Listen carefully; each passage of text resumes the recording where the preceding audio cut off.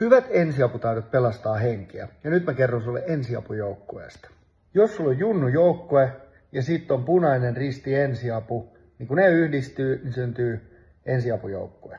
Tän mahdollistaa junioreille yritykset, jotta me saadaan turvallisempi tulevaisuus, koska ensiapu pelastaa henkiä.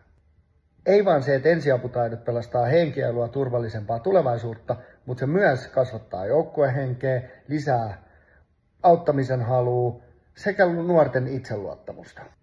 Mä oon itse käynyt Punainen Risti ensiavun kurssit ja mä voin sanoa, että siitä on oikeasti hyötyä. Ne tilanteet voi sattua kadulla, koulussa, kirjastossa tai vaikkapa ihan sun treeneissä. Joten mä oon ehdottomasti sitä mieltä, että kaikilla, sekä aikuisilla että nuorilla, pitäisi olla ensiaputaidot hallussa. Oot sä sitten junnujoukkueen pelaaja, vanhempi, toimitsija tai vaikkapa yritys, ketä kiinnostaisi lähteä mahdollistamaan, niin käy kattoo ensiapujoukkue.fi.